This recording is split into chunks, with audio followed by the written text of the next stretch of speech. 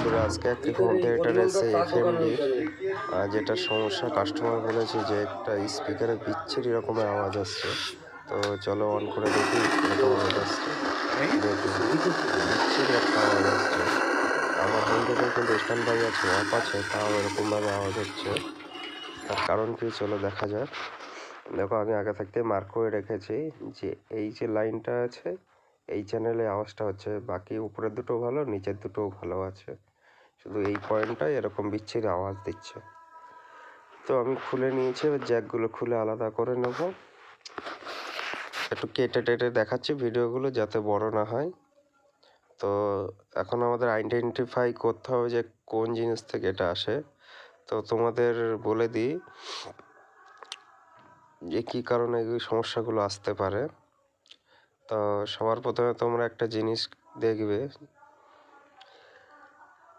সেটা হচ্ছে যে এখানে যে এই যে 20-30 যে আইসিগুলো আছে, যে 20-30 আইসিগুলো, এইগুলো থেকে এই সমস্যাগুলো হয়। তো আমাদের আইডেন্টিফাই করতে হবে এর মধ্যে কোন আইসিটি খারাপ আছে। তা তোমাদের একটা ছোট্ট ট্রিক্স দেখিয়ে দিচ্ছি একটি মাল্টিমিটারের সাহায্যে।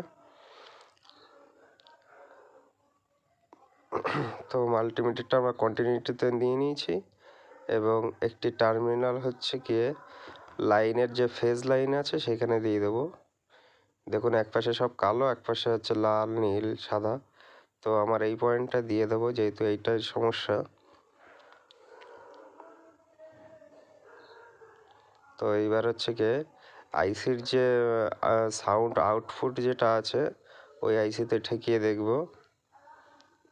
তো এক এক করে চেক করছি, দেখুন।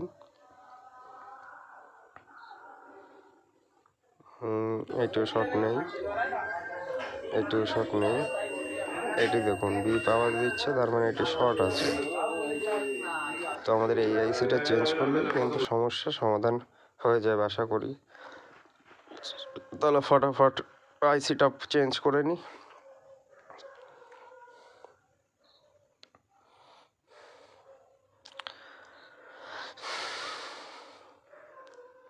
তোমাদের ভিডিও লাগলে অবশ্যই চ্যানেলটি সাপোর্ট করো,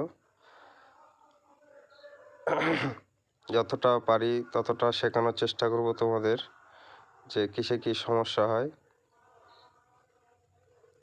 আর তোমরা কি রিপেয়ারের দেখতে চাও সেটাও জানাতে পারো, চেষ্টা করব সেই রিপেয়ারটা দেখানোর। তোমরা ভিডিওতে স্পিড করে দিয়েছি বা কেটে কেটে বাদ দিয়েছি, নাহলে অনেক লম্বা ভিডিও হতো। তো আমাদের লাগানো কিন্তু হয়ে গেছে, এবার আমরা সেট আপ করে নেব।